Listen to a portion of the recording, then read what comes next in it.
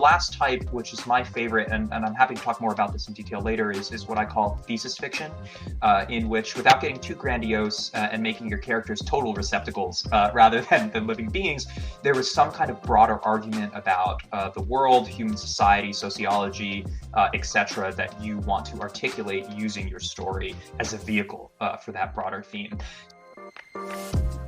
I am having so much fun interviewing writers. It's fascinating to see how they come up with their ideas, and it's no different with Nate.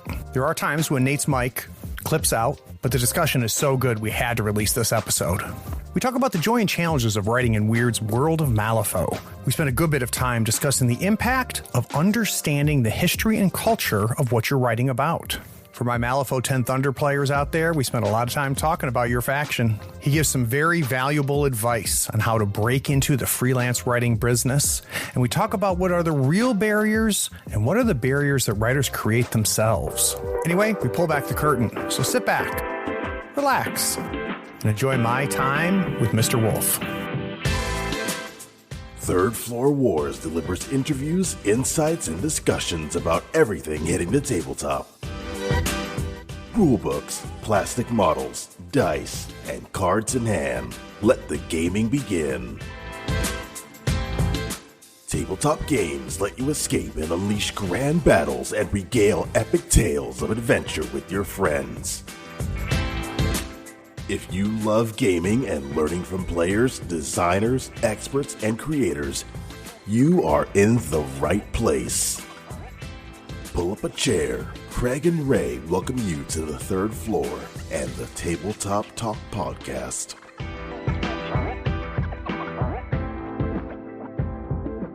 Craig here on the Third Floor. Today we're talking to freelance writer Nate Wolf. Now, those of you that are followers of Wyrd Games, whether you play Malifaux or you play Through the Breach, have likely read some of his work. So Nate, welcome to the Third Floor. Hey, Third Floor community. Hope everybody's staying safe, healthy, and generally sane. Craig, it's fantastic to be here. Thanks for having me on the show. My pleasure. So, Nate, now, when I record with my guests, we have video, even though obviously it's just for a podcast. But I think the video makes it a lot easier for us to have, a conversation. You can pick up visual clues and things like that as you're discussing. But the reason I bring that up is, one, Nate is in Taipei right now. So there's the miracle of being able to, do a podcast from halfway across the world. But two, I see like a whole display case behind him, all kinds of miniatures and things like that. So Nate, I want to get an idea of how you discovered tabletop gaming. So at one point you didn't know you could throw dice and move models, and then suddenly you found that out. So how did you find tabletop gaming? Yeah, it's been a long journey for me. When I was a kid, I loved building things with my hands. I started out with Legos, eventually ended up with Gundam model kits. And when I was in sixth grade, it was sweet. I had a really good friend who had been playing the Lord of the Rings strategy battle game from GW, was a huge fan of the movies, and he took me to the GW store on the Upper East Side in New York City, which is where I was born. And so it's been I've been to that GW store. Yeah. And I'm sad that it's no longer there anymore. It was really a fantastic community, but I got to say it's been all downhill from there. So I started out with Lord of the Rings, kind of escalated up to 40K and fantasy, went through a pretty hardcore War Machine phase, and then just couldn't handle the migraines. So I was very, very happy when I discovered Malifaux. I've also been playing a bit of Infinity and Kingdom Death, so I like to dabble. I got to admit, I'm not a very competitive player, but I really enjoy just the narrative experience and throwing down with friends and having a few beers. So it brings me a lot of joy. I had more than a few years and thousands of dollars spent on the Middle-earth game. It's a good game. I think it's one of the best games that they ever put out. Absolutely. Yeah, for sure.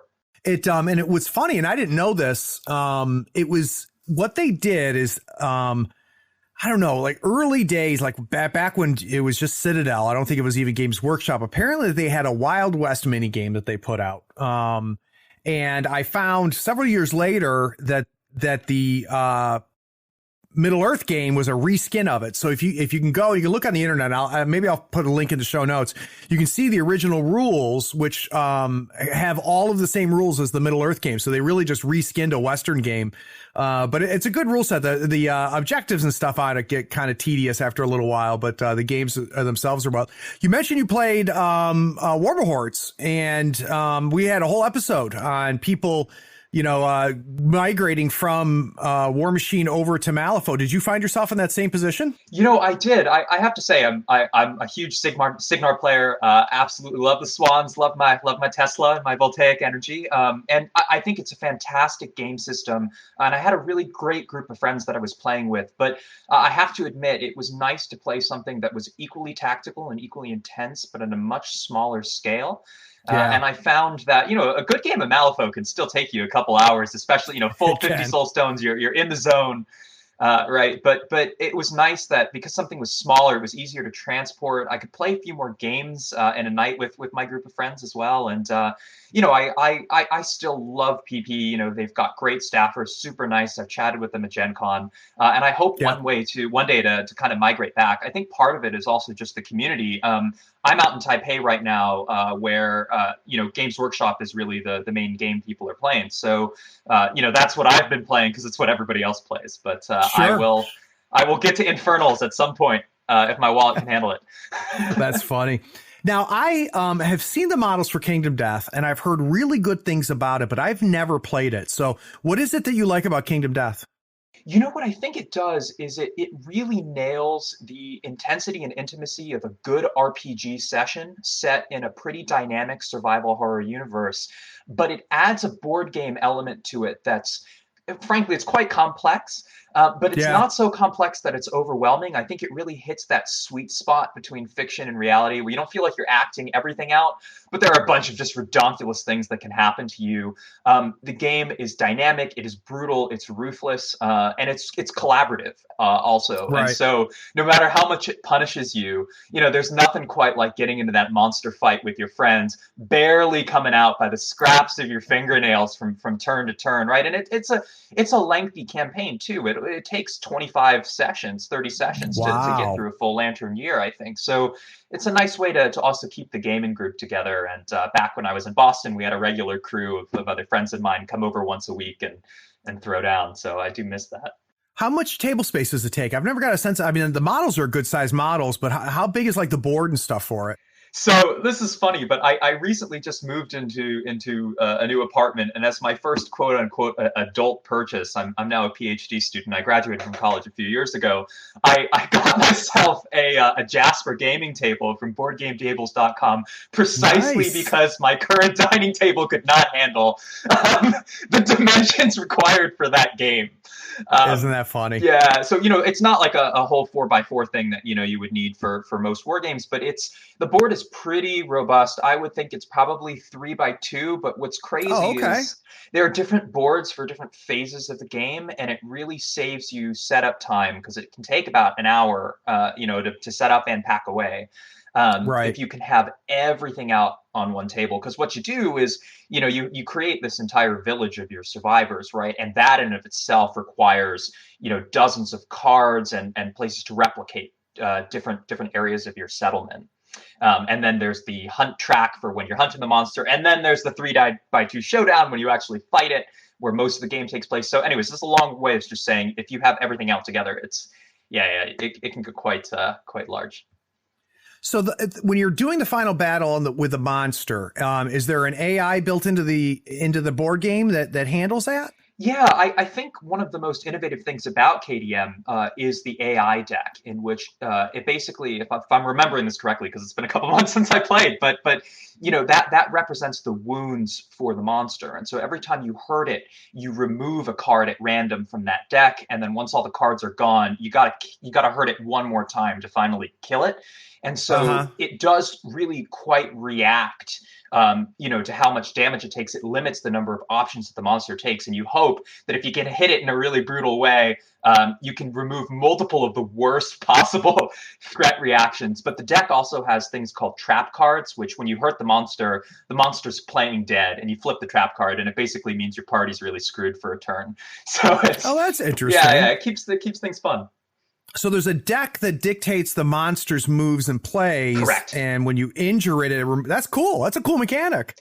It really works. Yeah, no, it's fantastic. I'm eagerly waiting for. I think it's the third round of the Kickstarter now with the much promised list of like 10, 15 new monsters. So I'm excited for when that day finally comes. Yeah, I really have time to put out a second mortgage by the time Yes. that Kickstarter comes out. Honestly, that sounds about right. Well, I'm glad I get to write. It helps pay the bills. There you go. There you go. So, guys, this Insider Insight series allows me to talk to developers, designers, artists, writers, and industry insiders about the creative process and how they approach their work. Today, my hope is to talk to Nate and get an idea of what his inspirations are, how he does his research, how he works with clients and editors, and how he can create compelling stories. So we're going to take a quick break, and when we get back from a break, we're going to find out how Nate became a writer. We'll be right back.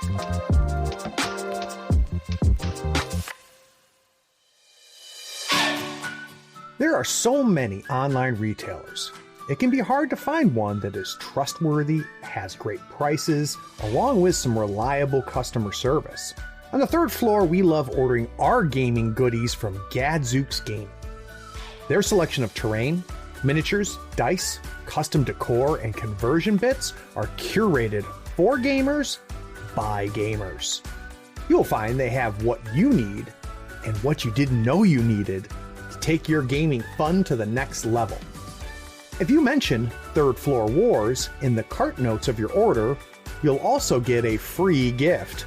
And you'll help support the podcast. Check out gadzooksgaming.com and mention Third Floor Wars on checkout to get that free gift.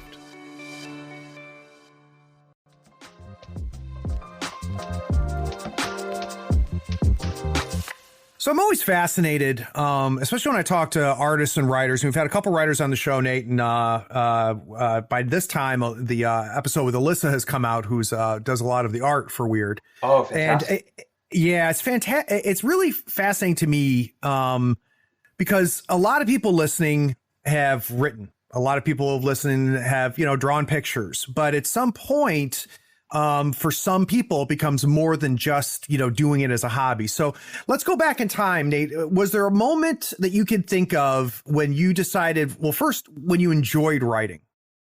Yeah, to be honest, it's for as long as I can remember. I think I wrote my first stories when I was in first grade. I had a really supportive teacher who used to give me this lined paper. It was double spaced so that toddlers could write on it, and every other page had a big blank box so you could illustrate your stories. Nice. And some of the earliest memories I had was I can't believe she put up with me, but she let me write these stories, and I used to write them about my classmates. And once every couple of weeks, she would have all the kids sit in a circle, and she let me practice reading them to the kids. That's So cool. yeah, no, it was fun. So I've always enjoyed writing.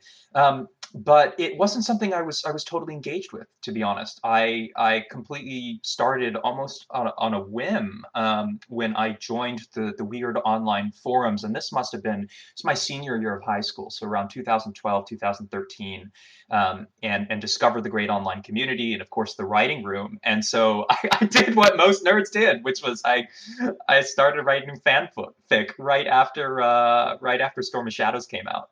So I think that's where I started. So what prompted that, though, Nick? Because there's a lot of people that have gone to those forums and haven't written a single word. There was something that made you say, I want to write in this world. And what was that? What prompted you to write your first story for the forum? For me, it was the moment that they released the artwork for Mei Feng. The first time that the Thunders became their own faction, and I saw this fantastic 19th century railroad aesthetic that told this altar story, right, of Chinese immigrants who were coming into a new place write, to contribute to a society that for a long time had rejected people who were different. And I was growing up in Taiwan. And so these kinds of histories, for me, my family and my own connection to the Thunders is really quite personal. My mother was born in Taiwan. She immigrated to the States when she turned 16. My grandma grew up here under the Japanese occupation. And so those kinds of stories have been my stories. And I speak the language. I can read and write conversationally and do research in Mandarin. So I think I saw a bit of myself and a bit of my family in that kick-ass artwork of her going on top of some rail beams with that mantis pose. So anyways, to bring this to a close, the first fanfic I ever wrote was, wow, I wanted to write something about this character. And so you can find it on the forums. I'm embarrassed to say it's probably still there. It is not canon and it is not in any way, shape, or form official. But there was a story that I was writing called The Dragon's Eye about a young version of Mei Fang growing up in occupied Peking underneath guild rule, searching for a soul stone called the Dragon's Eye. Interesting. So that was my first foray. It's terrible. So what happened in the story, man? You gotta tell me about the story. Oh man. Well, the story focuses on a street urchin named Kai Li, for whom the big reveal would be that this would eventually become an adult Mei Fang. And it's the Lunar New Year, and she's in the city when all of a sudden there is a guild contingent led by the one and only Lucius Matheson that raids the Imperial Treasury searching for this stone. And in the meantime, there were some side threads going on with the Hungering Darkness and with Mr. Graves and Mr. Tannen, who at the time were not called those names. I called them Lumen and Lux. Nice. And seeking their master, whose essence was indeed in this stone. And as you can tell, this is crazy and not canon and nuts. Sure. But you got to start somewhere. So that was my story. And Sonia Creed was also on a side quest. And so I read a lot of the Malifaux books, and I loved how, this George R.R. Martin style of writing where you switch between characters and you stop right at a pivotal moment. That was something I wanted to practice. And then, of course, the Katanakas also had to be involved, too. So, of course. So you published that online, and obviously people read it. What were some of the initial reactions? Well, I think the reactions were largely positive, but where I really started to engage even more with the community was through the Iron Quill contests that were run by a henchman named Jonathan Boynton, Edenil on the forums. Jonathan, if you're listening, I owe you a huge thank you, because he was the one who encouraged me to reach out to Wyrd. But they I don't know if they still do this, but they did these monthly fanfic contests called the Iron Quill, in which there were 3 secret ingredients and you had 1,500 words. And every month, you would write a story, and the winners of each contest would then contribute to picking the themes for the next month's story. That's kind of cool. It was super nerdy, but what was great was it was really a community process. I mean, Jonathan took it very seriously. He gave positive feedback to every entrant. Part of the requirement for participating was commenting on other people's entries and helping them grow as writers. And so, to make a long story short, I ended up winning a few of these contests back to back. I had a bit of a streak going, which I'm very grateful for. And so Jonathan just hit me up and said, "Hey, look, you seem to have a knack for this. Why don't you reach out to Wyrd and see if you can write to them for real?" And so at this point, I was a college freshman, writing out of my dorm room. And sure. Yeah. And I had sent a message to, I think it was to Justin at the time. And I said, "Hey, can I maybe submit something to Chronicles?" I sent them a writing sample. And what I did not expect was to get an email back that said, "Hey, Nathan really likes this. We want you to write for the upcoming book." And I thought, oh my God, yes. Okay. And I haven't looked back. So it's been a great 8 years with Wyrd. It's been a fantastic partnership. And yeah. God, that's crazy. So, I mean, at that point, that's a relatively quick, introduction to becoming a quote unquote paid professional writer. I'd be curious in the decade since when you just were goofing around, putting up fanfic to, to actually writing published work, what has changed the most for you as an artist? That's a really good question. First, I want to say I'm flattered you call me an artist. I have to admit, I never thought that I would accumulate enough talent in anything remotely artistic that somebody would ever use that noun to describe me. So thank you very much, Craig. You're welcome. What has changed the most? Two things. One, I think I have a wider toolbox of themes, ideas, and narrative styles to draw upon than I had in the past. And I'm happy to talk a little bit about that, in terms of what those tools are a little later when it's time. So that's the first thing. And then the second thing is, and Wyrd's earlier editors of the Wyrd team who were so patient with me, I worked with Justin and Aaron before I started working with Kyle because it's been a long run. Uh, Yeah. they will tell you my dialogue was terrible. Oh my God, it was bad. It was cringeworthy bad in my earliest pieces, as was my excessive use of adverbs. And so I'd like to think that I've curbed some of my worst instincts, in no small part thanks to all the editorial oversight I've had with that team. So I think it's humorous, but it's actually true. I think the way my characters talk, there's a little less exposition, and I hope it feels a little bit more organic than it did starting out. But I still got my moments.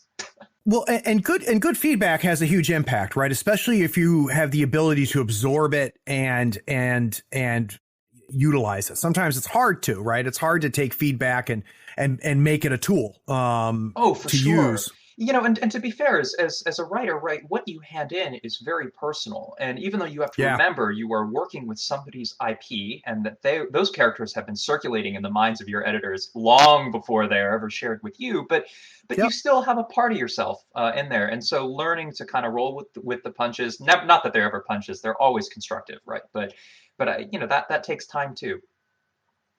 So I'd be curious, outside of feedback, has there been any resources that you have utilized in this time to improve your writing? That's a really good question. I think the best thing to do, to be totally honest, is to just read. Yeah. Read, and read a lot. And for me, I've got a series of my favorite sci-fi books. I think at the top of the list that I've really enjoyed have to be Brandon Sanderson's Mistborn Saga. Nice. Absolutely fantastic, and just truly epic in every sense of the word. Eagerly awaiting the fourth book of the second part of that sequence, but like the rest of the world. But as well as there's a Chinese author named Liu Cixing who has written a story called The Three Body Problem, which is an epic trilogy, Santi in Mandarin, about human-alien relations and trying to find one's place in the universe despite imminent destruction and doom. So I've read a lot of good stories that have influenced my writing. And then above all, there's the material that's put out by other writers on the Wyrd team. I mean, Yeah.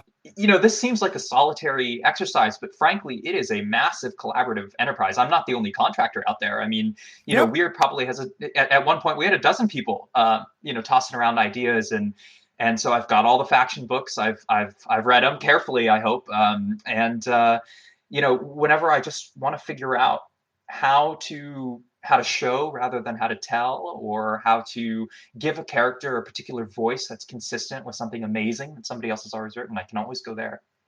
Yeah, definitely. Now I'd be curious because I'm a Luddite. I only know English and I can barely speak Spanish.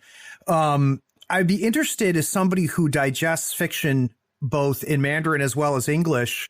And, for you to have a love of, some English writers as well as a Mandarin writer like that, how different is the storytelling styles? Is language, the actual language it's written in, have an impact in the style of writing? I think absolutely. I do want to preface this by saying that the translations of Three Body Problem that I've read have been the English editions by Ken Liu, who was a very Oh, well-known okay. sci-fi translator who I think has translated multiple works from Mandarin authors. But I've read interviews I think that he's done, and I think the translator has a really important job because language conveys so much that is unsaid. Um, Exactly.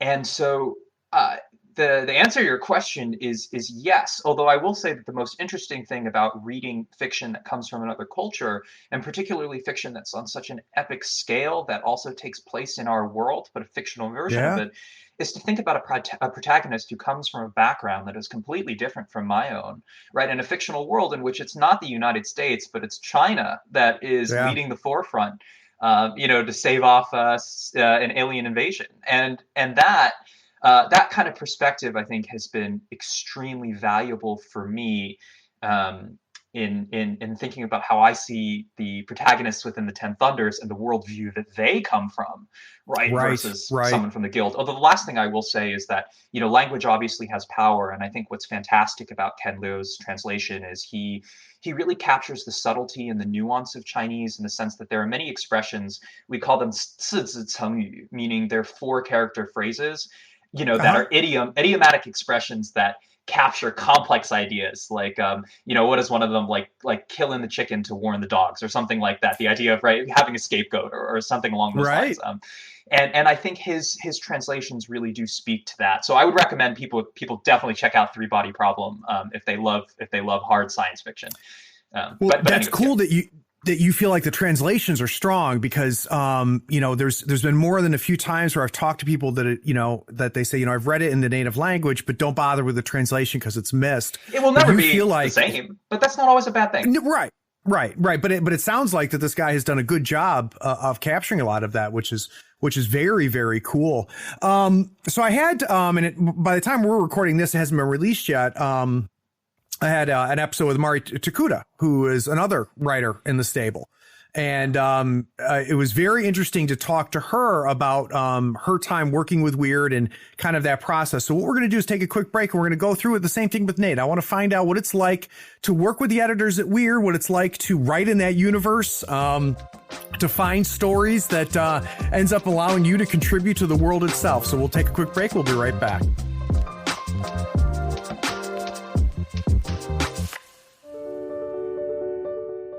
Howdy friends, Craig here. You deserve a new playmat. Here on the 3rd floor, we use Mats by Mars. They are scratch resistant, waterproof, wet erase marker compatible, almost free of glare, and lighter than neoprene. Mats by Mars gives you over 40 designs to choose from. You pick a mat, pick a design, and then you pick an overlay, like one for Marvel Crisis Protocol, Star Wars Legion, or even Malifaux 3rd Edition. Those overlays will really speed up your deployment and make the placement of objective markers so easy. Use our promotion code in the show notes to get a 10% discount on your first order. In the notes of your order, you can even request the 3rd floor logo on your mat for free. That makes the best mat in the business even a little better. So get some new mats, save yourself some money, and help support the show. Go to matsbymars.com. All the details are in the show notes, including the discount code.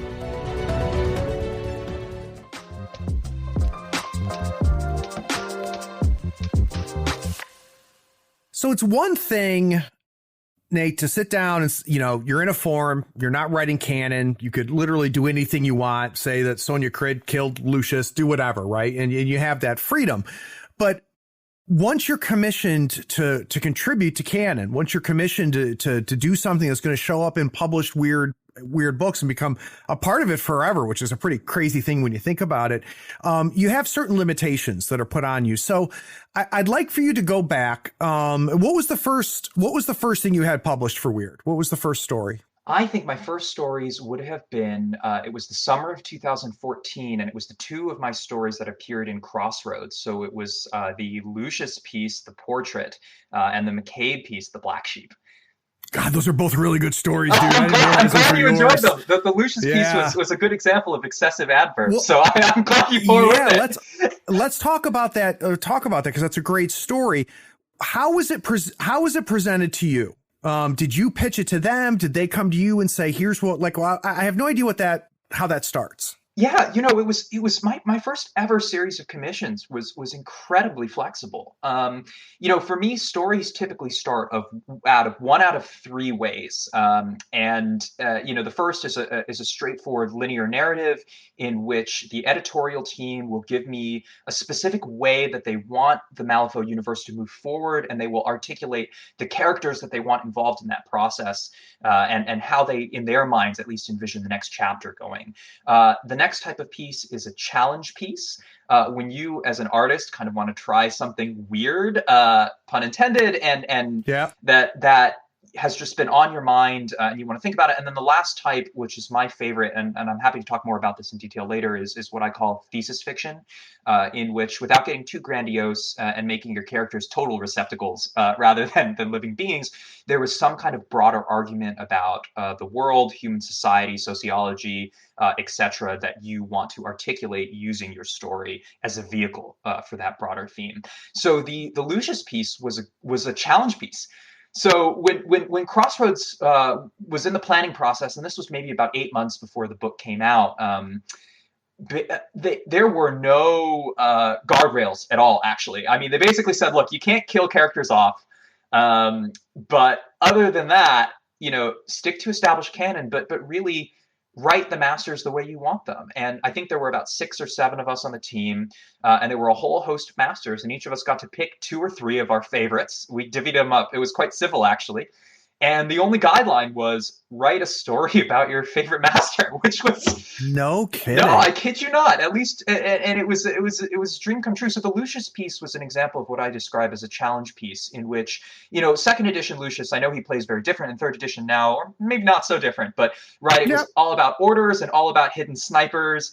And you weren't going around walking up to people and smacking them with a sword cane, because if you did, that was bad. So I wanted to write a piece in which I kept violence to a minimum, but the threat of violence and menace, that Lucius could communicate simply by taking a walk action, right? I wanted that to be front and center in the story. And so some of my favorite pieces I've ever read are stories that are written in the structure of plays, in which you have a limited number of characters in a confined space with very few set pieces and not a lot of action, but it's the force of the dialogue or some kind of inner mystery that carries the story forward. And so the Lucius piece was one in which I challenged myself, where, people die, right? Poor Herman gets his head smoked out in a fireplace, and Niccolo gets poisoned, and that sucks to be them. But I wanted the threat of violence to be more real than the violence itself, and the mystery of Lucius, because this was his big reveal as a dual master for Neverborn. Right. I wanted something suitably Edgar Allan Poe-esque, and frankly, I don't think I would have come up with the idea if I hadn't been given this blank slate to just write. So you find out you're going to write for Lucius, right? You make some decisions that you wanted to make it play-like with confined spaces and set pieces. Do you outline it at that point, or what's the first draft look like, or what does it structurally look like early? Yeah, that's a good question. So it varies from story to story. Usually with challenge pieces in which I'm inspired by an idea, I start out by describing a moment that inspired me to write the whole story in the first place. And for me, I thought, okay, well, if this is a play, where do I want it to be set? Of course, it has to be in some guild rich dude's parlor downtown, with his luxurious carpets from the Three Kingdoms. And, in the sample piece, I stole some of the language from the writing sample I had sent to Nathan when I was first applying for the job, in which there was this room of guild bureaucrats, all incredibly wealthy and suitably evil, eating creme brulee that had been burnt with a soulstone torch, just thinking that a human life had paid for their dessert. And so there were things like that I wanted to communicate. So the piece started there, but other pieces do have an outline. But the challenge is that often, if you outline a piece ahead of time too much, you end up with what I affectionately refer to as Game of Thrones season 7 and season 8 syndrome, in which you have these turning points and these transformations you want your characters to engage in, but the time period leading up to those points, as you try to check boxes, feel rushed. So the transformation is not organic. I think that there's a balance between both of them. But the Lucius story started out with a moment. I just sat down for an hour and I thought, how do I describe this room? Who are my characters and who is Niccolo? And as readers of that story know, there's a whole 3 paragraphs dedicated to the wallpaper and to the fireplace. And that's where that came from. Gotcha. So if I were to go back and forensically read that first version that you submitted, Nate, and compare it to what was published in Crossroads, what changed? That's a good question. Fewer adverbs and slightly better dialogue. But that was one thing. I think that there were a couple other things. There were some transitional scenes that got cut in which Niccolo, who is of course the painter and the protagonist of that story, is exploring the Guild Enclave, and so there were a couple paragraphs where he enters, to this imposing room with I think a great marble staircase and a chandelier and checkered tiles on the floor, and he kind of goes up. So some of that got cut, but I actually have to admit, Justin, who was the editor at the time working with me on that piece, really liked it, and I'm grateful that he just kind of let me run with it. And that piece, I think, out of any that I have submitted thus far, had the fewest number of changes. Nice. So how about the McCabe story, the Black Sheep story? Where did that start from, and how did that come together? Indiana Jones. No, I kid you not. Well, I mean, yeah, but especially at the at the very end, of course, Karen, his fiancée, Karen Allen, right? But at the end, I was struggling really hard not to have him write "Don't look at it, Miriam." But no, I think that story that was a bit of a struggle, actually. In a way, that was a challenge piece too, because people who have read that story know that it is a non-linear narrative in which Yamazuko is interviewing McCabe, who has just been released from custody. And my goal for that piece was really two things. The first was I wanted to explore Earthside London. And I think that I had been told that was where McCabe came from.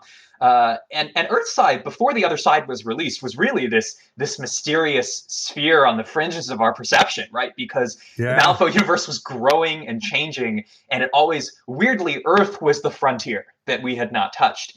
And I was eager, particularly given my own passion for international history, to really kind of dig my claws in there and try to leave a mark of what London might look like. So that was part of the impetus for the piece. But the other was, again, a challenge to try to write a piece that was told using a non-linear time framing device. And that was also told through an interview of two people who had no reason to trust one another and who were highly suspicious.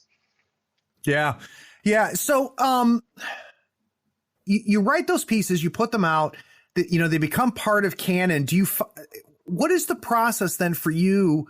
I mean, do you just find yourself consuming as much canon material it is? So you read everything else everybody's writing to kind of keep up to speed and keep alive with the stories? Or how do you kind of track, what's in bounds and what's out of bounds? You develop kind of a sixth sense, and I think that comes from cultivating a relationship with your editors and understanding how the Wyrd team designs their own characters. I mean, of course, we do read as much as possible, and it's good stuff, right? So it's not exactly an honors task. I got my copy of the Explorers Society book, and I read the story round table, and I was like, Matt Majuricon, you are amazing. I created Gretchen and Ludwig having no idea that Wyrd would take them as far as they did. He wrote those characters better than I did, and I was like, "Damn, awesome. This is really good." So it's a real pleasure. But back to the main point. I think the more that I've had an opportunity to work with Wyrd, the more I've understood what their own expectations for their IP are. And although I'm not with them in any official capacity, that vision I think has become very clear to me. And you just sort of develop a gut instinct about what you think is appropriate and what you think isn't. And it's a hard balance to strike sometimes, because the whole purpose of good creative writing, right, is to take people out of a world, into a world that is totally illusory and not real, but that world is still governed by laws and expectations that are created by its innovators.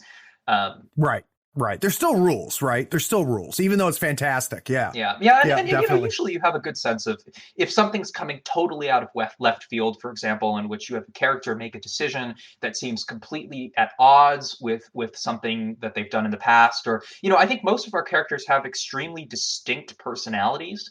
Seamus is a sociopath. You shouldn't expect him to show any form of compassion, in the same way that Orville Agassiz is like the one nice person in the Malifaux universe, and you wouldn't expect him to ever act like he has woken up on the wrong side of the bed, even though there's obviously daily fires for him to put out. So I think it's just a question of becoming familiar, and you want your characters to grow, right? You don't want them to always be the same. But you don't want them to be making shifts that seem unrealistic. And I've gotten a better sense of what that is just from years of Nathan's comments, of Kyle's comments, of Aaron's comments, and Justin's comments before then. So, I mean, you're obviously passionate about the universe, as is many of my listeners, right? We love, people that listen. A lot of them play Malifaux, a lot of them play Through the Breach. And when I first came across Malifaux, I snickered a little bit at the world until I started reading the stories. I'm it's ridiculous. This world's and amazing. It totally works. I'd be curious to know from your perspective, what is it that we love so much about Malifaux? Like it's not 100% original. It's very derivative, but it is, there's nothing like it at the same time. So like if someone new was just like, what is this Malifaux stuff? How do you explain it to somebody? Yeah, I used to do demos at Gen Con, so this was the standard part of the elevator pitch. But I think in my view, right, Malifaux is an extremely unique combination of steampunk, Victorian, horror, and East Asian mythology that seamlessly blends together to create an alternate Earth set in the 19th century in which there are no rules and the limits of possibilities extend only to what one's magical talents impose on them. And so I think the diversity within that universe is actually what makes it, in my view, so special, because everybody, no matter what genre they're coming from, finds a part that they can be attached to, right? I know plenty of players who picked up Malifaux because they don't have a thing for steampunk, but they love Bayou Gremlins, right? Like that's just, little green dudes riding chickens. Why not? Right. Yeah, which is great. But I think also for me, there were so many stories, particularly given my own East Asian heritage. What's so wonderful about the Thunders is that, and I think this is also true about Abyssinia and about so many other factions that have been integrated into, whether it's the other side or Malifaux itself. The world is a big place, and frankly, your world is far more realistic when you include these other chunks of the population. I mean, it's not very interesting if, this isn't even an ethical issue for me. It's just purely, it's a fun issue, right? Yeah. Thinking about more stories. Exactly. More stories that should be told. And I think everybody can find something that they are particularly passionate about to latch onto. I mean, like I said, with Mei Feng, that's how I started. Now, I'd be curious, you can be cynical, sure, and look at the 10 Thunders as being somewhat stereotypical, right? Yep. And a stereotype of a culture and a heritage. But it would appear that you don't feel that way at all, or do you feel that it's you like to subvert that if it's there? I subvert it frequently, actually, and I hope that readers recognize that. I think some of the dialogue in the 3 Riddles and a Traitor piece in the latest 10 Thunders faction book, my purpose was really to let my readers know that I'm part of a part of the community that I write about. Those stories are more than stories to me. They are part of my own family's history. And I'm really proud to say that I've lived in Taipei for a long time. I was born in New York City, but I grew up overseas here, went back to the States for college, but then did a master's degree in Beijing, spent a lot of time traveling in East Asia. And I have family living both in Taiwan and in Japan. And I'm proud to say that most of my work, I'm not a full-time freelance writer. I'm actually an academic researcher. I study the history and politics of that region, and I'm proud to say I've been to every single country in East and Southeast Asia, except for obviously North Korea, Myanmar, Malaysia, and Brunei.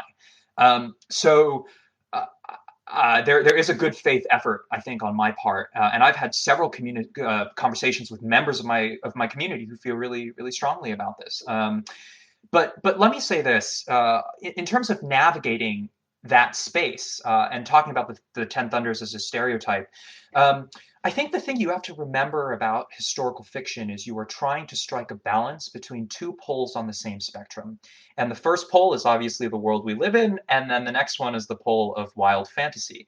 And there is a Goldilocks spot somewhere on that spectrum, right, that encapsulates an interesting blend between what is real and what is impossible that the reader can immerse themselves in and enjoy precisely because it is fictitious and precisely because it could never happen in the real world.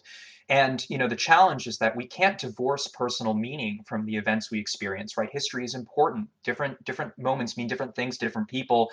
It's the basis of national identity, cultural heritage, conceptions of the self and the other. I mean, this is really more of an academic conversation than a hobby one, but the idea is that every time you abstract the real world, you present a simplified model of what's going on, and you're not going to ever truly capture the nuance of living and being in somebody else's shoes. But your hope is that that abstraction serves a greater purpose to reveal something interesting about the story you are trying to tell in the world you are trying to create. And in my case, I think that the blending together of various East Asian cultures, particularly China and Japan, but of also, of course, Korea and Vietnam, Malaysia, Indonesia, elsewhere, right? All of these things come together, not so much to emphasize the sameness between them, but to Right. create tensions that result from a consequence of that blend that frankly make for way more interesting stories than if we were to just acknowledge that those things were there. And that's the basis of what's splitting the thunders right now. I think Yep. people have been reading my pieces. Yeah. So, and it's fascinating to me because, I mean, to a large degree, and this is where it gets into how important it is to get different voices in the process of putting out content, right? It's something that I firmly have believed for a long time, and slowly but surely we're starting to see more and more of it, but it'll never be enough. I'd be interested for you. I'm trying to think how to word this, Nate, so give me just a second. Yeah. When you read somebody writing about Mei Fang or the Ten Thunders, who does not have the cultural background and experiences that you do you have thoughts about that? Do you have concerns about that? Do you think it's important that it comes from I don't want to say qualified, maybe that's the best way to put it, a certain qualified voice is important for writing that type of stuff? Or is it just another way to look at it and do it?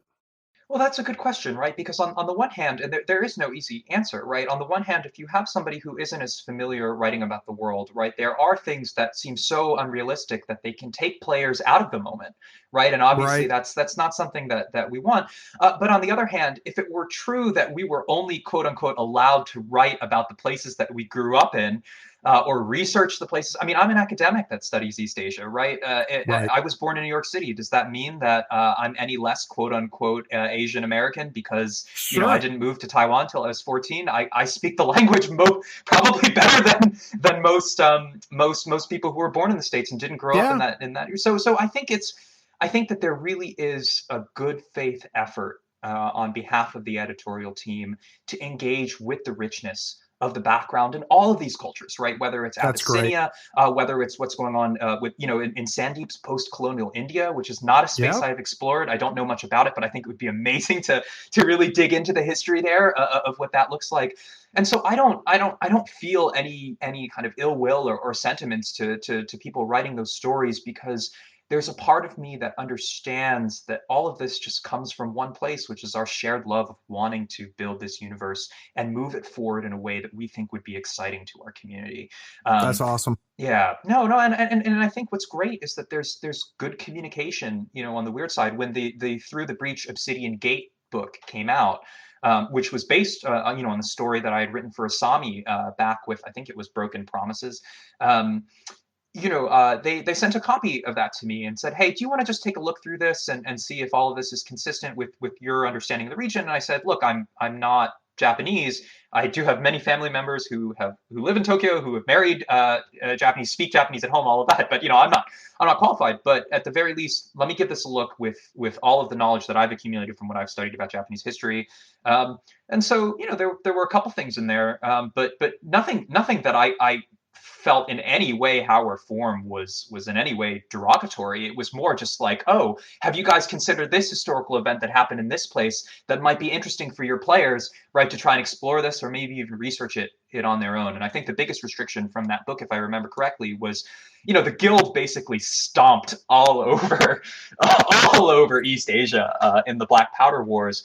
And the challenge for us was trying to make sure that when we were portraying those countries, yes, they were politically subordinate to a Western machine, but that didn't mean that there weren't forms of resistance, and that Right. there weren't. There was a law that basically said that that nobody could bear weapons. And I thought, well, if this is in place, how are your TTP characters going to have guns? Yep. right? So I think trying to find this balance to make sure that players get the most out of a game while seamlessly blending in with the history, and also making a broader argument that if Japan is totally neutered, nothing's going on the ground there. I think all those things, they don't oppose each other. They blend together. Now, I have not read the Obsidian Gate yet, but hearing you talk about that, it reminds me, to a lot of ways, what Japan did in the region in actual history, and what Japan did to Korea and stuff like that. So it's interesting having the guild be the one that comes in and subverts an entire. That's I'm gonna have to go read it now. That's cool. It's exciting. I mean, for me, it's just so hard to imagine an East Asian history without the Meiji Restoration, right? The rise of Imperial Japan, the post-colonial response, and the fact that Japan very much adopted and took the strategies that great powers had used against it, and in order to preserve its own security, basically expanded outwards until, the rest is history, and we literally. know, literally, right? But this is my point. This is a story that affects half of the people in the world's population, at least, right? And would set an unmovable path dependency effect for how the rest of that region evolved for the next 100 years, right? And the legacies of that are still today. And I'd like to think that those voices, those are something that I allude to frequently in the writing, often using this relationship, this adversarial relationship between Misaki and Mei Feng, to just signal to our readers that, yes, I know this alliance is impossible, but by putting these pieces together, I'm doing that to accentuate just how much mistrust there is and just how much character growth is required in order for these individuals to work together. That's why I think the best piece I've ever written, to be honest, was From the Ashes, which was the Mei Feng piece in Shifting Loyalties that really changed the arc of the Thunders moving forward, to say, okay, we're going to make this the focus of this faction not so much about ninjas playing shinobi on the roof of Malifaux City. We really want to kind of engage deep here with all of the rich topography, that the history of this amazing region has to offer. That's cool. So I'd be curious. Well, first of all, obviously writing is not your full-time gig. Would that be something you'd want to happen, or is academia where you want to live and breathe for now? I gotta say, I'm happy with my place as a hobby, and the Wyrd team has been incredibly supportive of my efforts and has really allowed me to live two parallel lives. And I owe them an enormous thank you for that, in the sense that they allow me to contribute once or twice a year. I have to admit, the third edition year was the big one when I was like, well, okay, write an entire book. I was like, I was working on my master's thesis in Beijing, and that was fun. That was a fun year but it happened. We did it. But the one thing that I love about being a freelance writer is, I think the problem with academic research is, naturally, the world is a complicated place, but a lot of the ideas we explore are frankly not presented in a way that is accessible to the community, even though they're really important.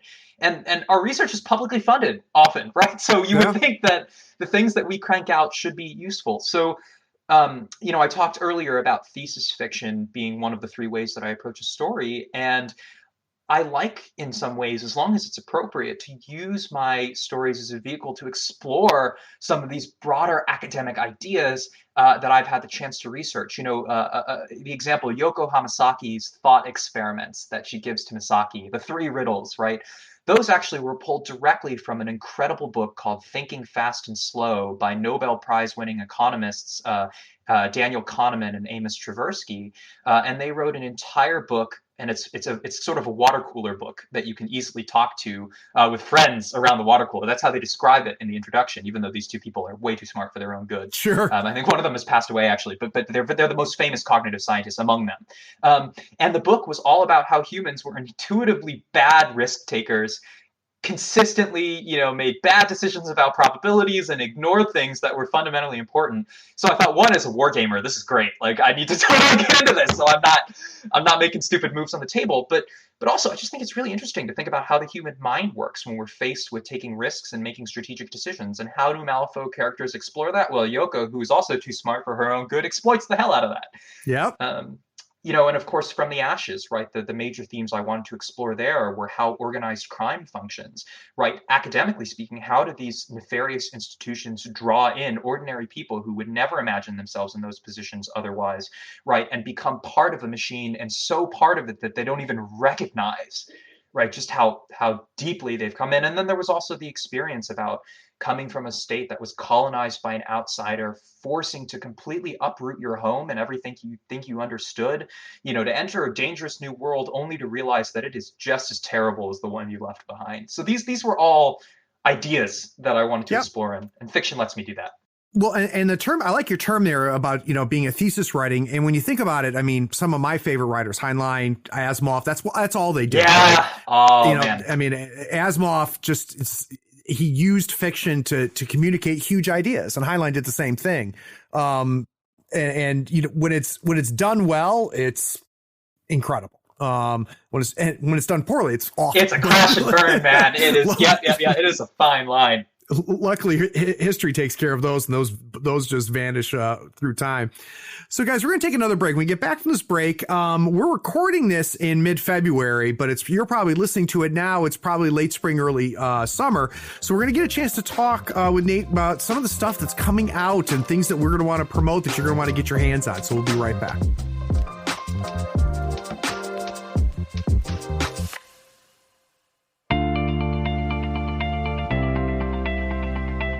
Right now is the part of many podcasts where someone comes on, interrupts the show, and explains that you should consider paying for the content you're already getting for free. They'll go on and explain that by giving $1 or more a month, you not only support the show, but you allow the show to grow and improve. Here on the third floor, we commit to not interrupting your episode of Tabletop Talk with such a plea. We pledge not to run a spot asking you to go to patreon.com and give $1 or more a month. Even if there's a link in this show's description, and there is, we won't ask you to click it and become a patron. We won't spend time yammering about the benefits like early access to episodes, getting those episodes without ad breaks, or even getting a chance to play in one of Craig's RPG sessions. Anyway, enjoy this episode. We needed to clarify that we wouldn't do this type of solicitation.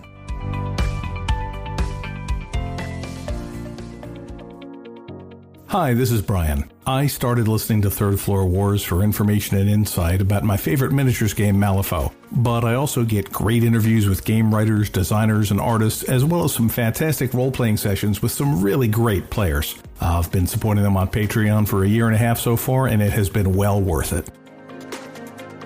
Time to do a quick shout out to our most recent patrons. A special thanks goes out to J. Douglas Nielsen, Patrick Healy, Ifrit V. Diablo, Greg Packman, Eric Conrad, Joe Root, Alan Cardinal, Raven Zatto, Richard Beach, Philip Savoy, Patrick Allen, Third, Sean P. Kelly, Jesse Ravicki, James Can, Rage Quit Wire, and Dacroll. Because of you and the 100 other plus patrons, we're able to put out material on a weekly basis, and it's appreciated.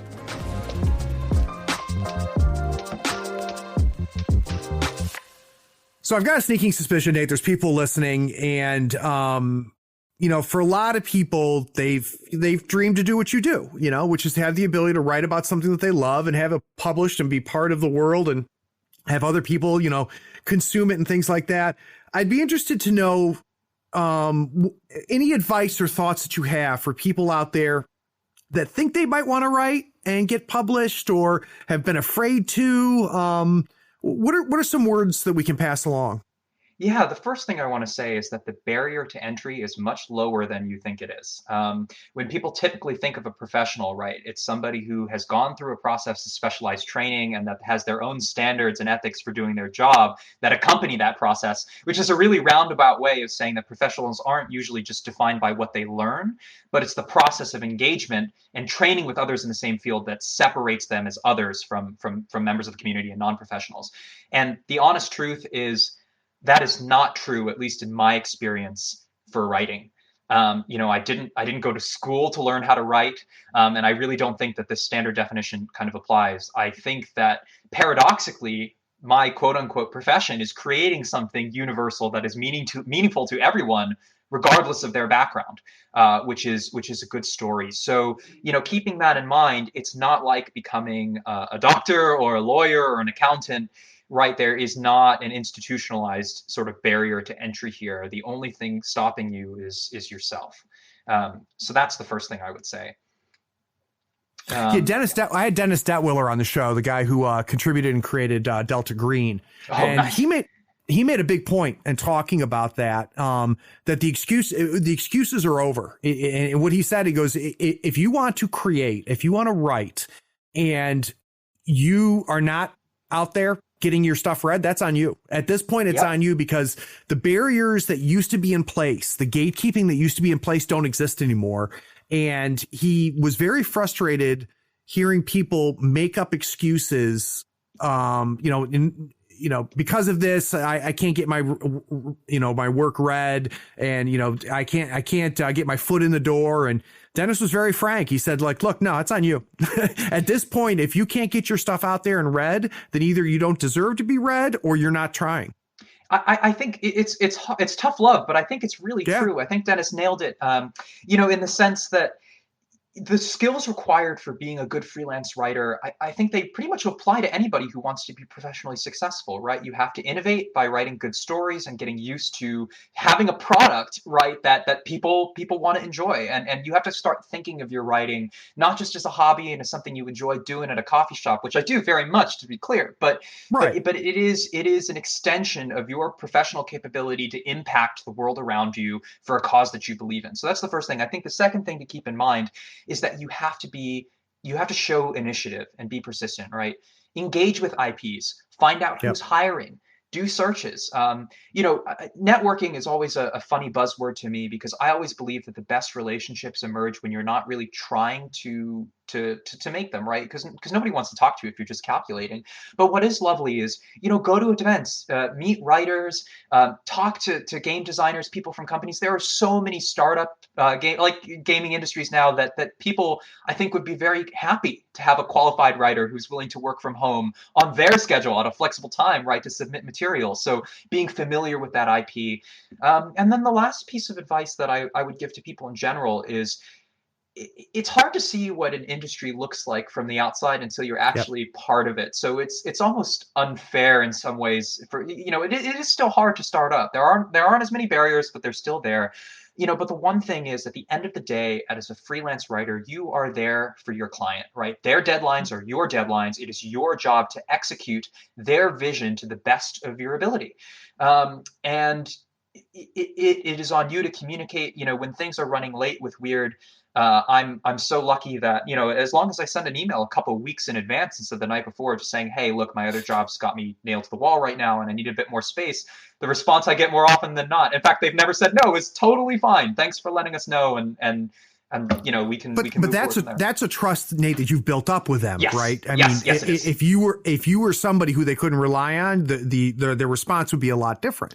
Correct. And we condition the relationships we create for ourselves. So don't ever give your employer a reason to suspect that you have anything but the best intentions, for your own efforts and theirs in the IP. And then the last thing I would say is, writing always evolves and changes, but I think whenever you submit anything, always assume to a certain degree of tolerance that is what will appear on a published page.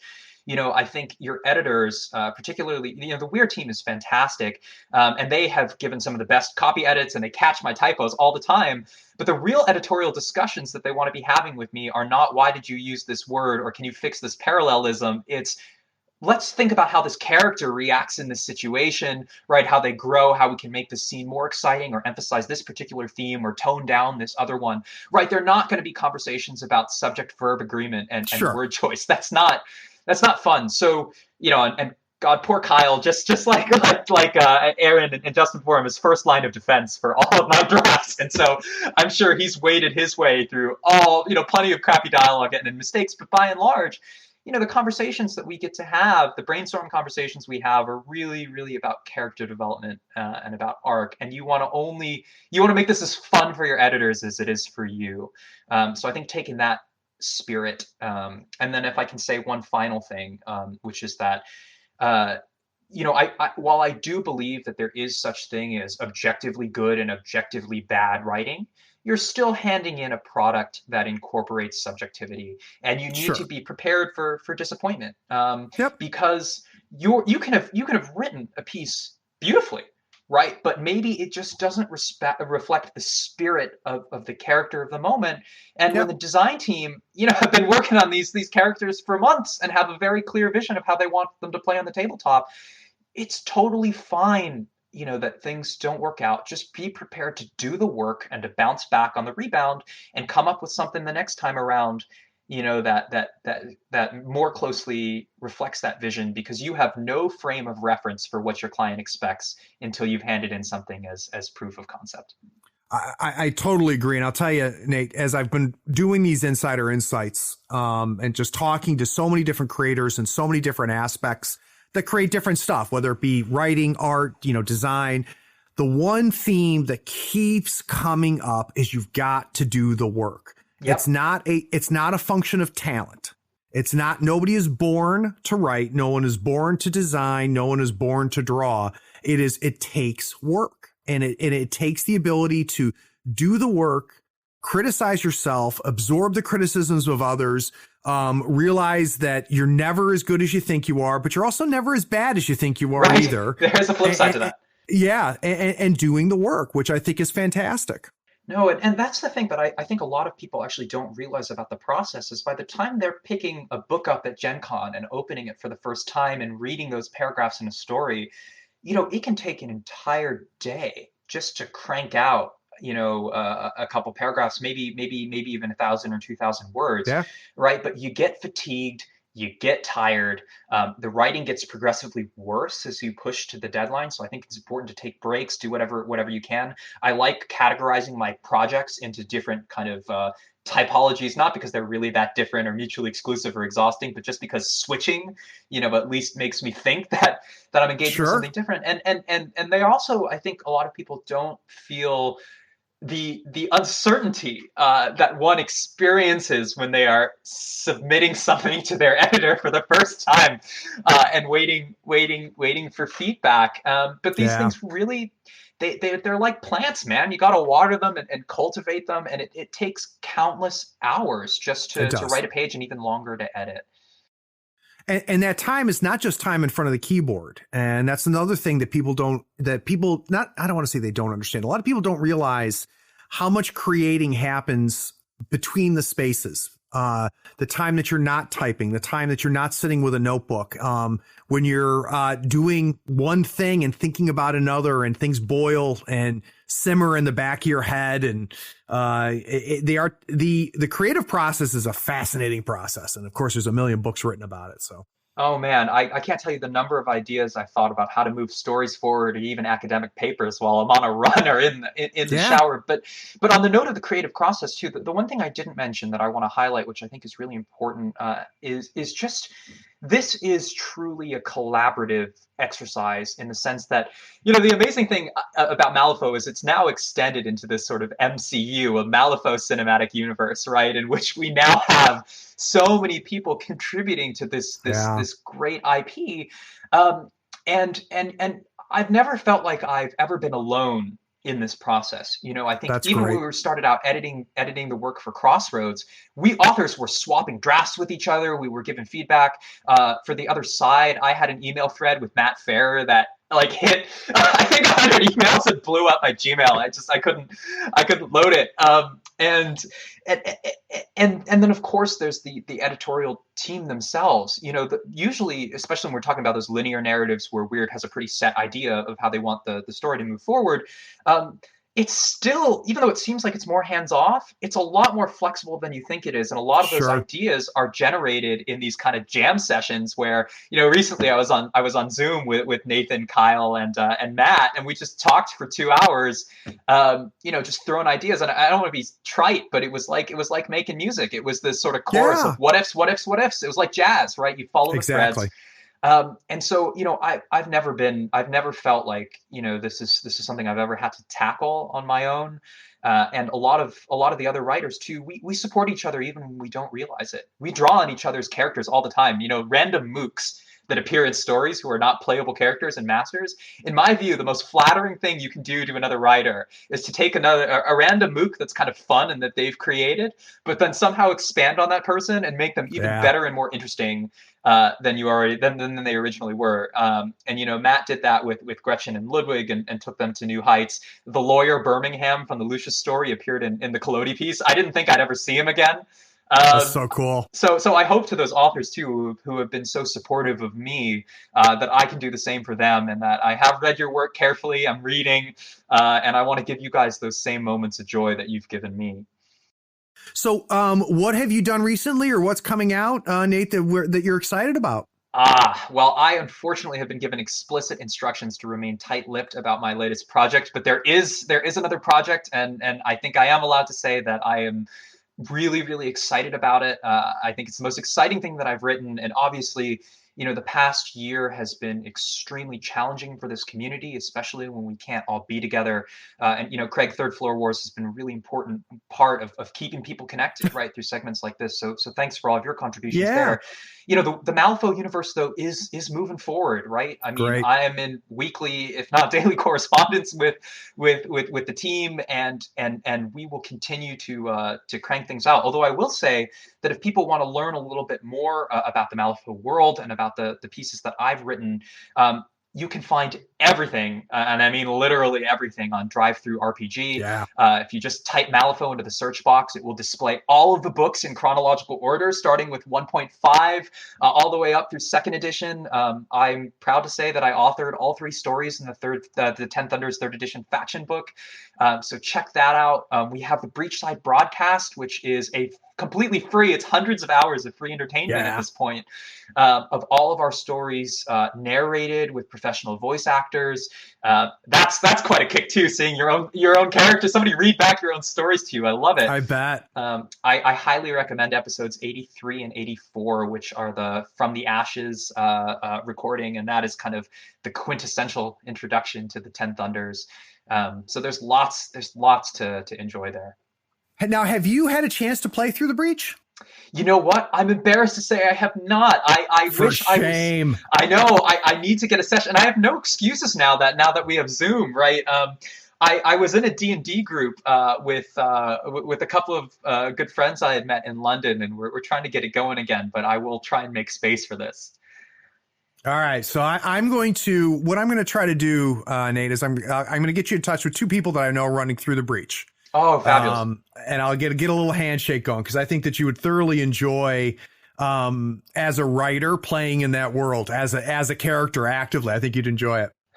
Thanks. I really appreciate it, and it's great to be on the show, and I hope everybody out there is doing all right and putting one foot in front of the other. Because one day this community is going to come back together, and when that day comes, I know I'll be the first to get a game in. So, oh, that's great. Yeah, we're all very excited about it. Well, Nate, I look forward to having you back, man. When this super secret project comes out, we're going to have to sneak you back on the show. Really, it'd be my pleasure. It's fantastic. Great. And for those of you that stuck around to the end, thanks for listening. Take care. Hey, did you hear that? You leveled up. You finished another episode of Tabletop Talk from Third Floor Wars. If you want more from the Third Floor, follow us on Facebook and Twitter. Head on over to our YouTube channel. It is packed with painting tutorials, gaming tips, battle reports, and role-playing actual plays. Did you enjoy this episode? Why don't you send a link to one of your friends so they can enjoy it too? Last but not least, write us a review on your podcatcher of choice. This helps us find listeners almost as cool as you.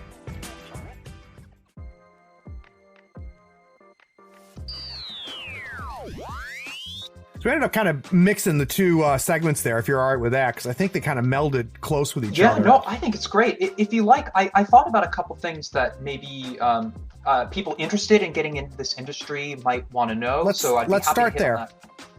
And maybe what do people not realize about, sort of what's great about it. But yeah. This is going great. I hope we're doing all right on time, Craig. Yeah, we're doing great, man. Doing great. Perfect. So I'm going to start there. All right, I'll bring us back. Oh, nice. All right. So the biggest thing that I want to learn in this next segment, Nate, is I want to learn I'm fascinated. I talked to Mari about this, and I can't wait to talk to you about it. I want to talk about that process of being given a framework and the back and forth, right? So they don't tell you what to write, but they give you, a framework to work from, and what it's like to write within those constraints, to find yourself in that process, and that whole thing. It was a fascinating conversation with Mari, so I'm dying to have it with you. Fantastic. Yeah, no, I think in general, when I think about how my writing process works, and I'll give the usual hackneyed caveat that it is different for every author, and that people should author and people should do what makes them feel comfortable. But for me, stories, in terms of the process from commission to publishing, generally start in one of three ways. And hold on, we're not out of the break yet. Oh, we're not out of the break. Oh, I'm sorry. That's all right, man. Hold on. This is the good stuff. That's all right. Oh, sorry. I thought we were jumping straight in. Yeah, I can absolutely talk. Okay, I'll wait for the cue. All right. I'll cool. Myself. Thanks, Craig. I'm sorry. That's all right. Give me 1 second. I got in the zone. That's good. That's good. I like the zone. All right. I gotta figure out how I want to bring us back.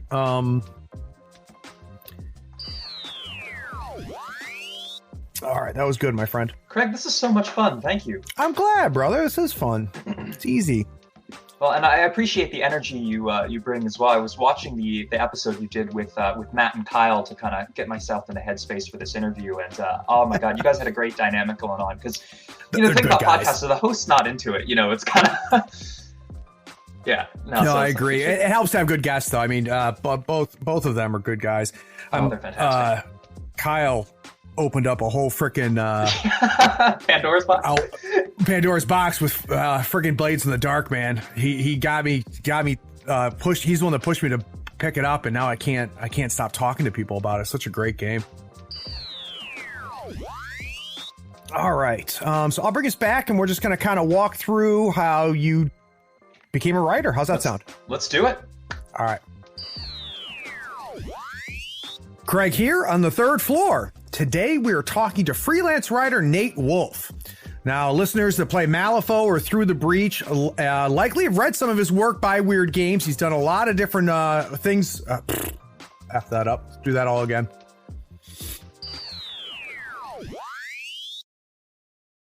Hey, are you still here? Look, the podcast is over. And you sat through all of the breaks and bloopers? Well, I mean, if you're here, you might as well run over to patreon.com and become a supporter. Don't forget to rate and review this podcast too while you're at it, on whatever platform you're listening to. I do appreciate you sticking around. Take care.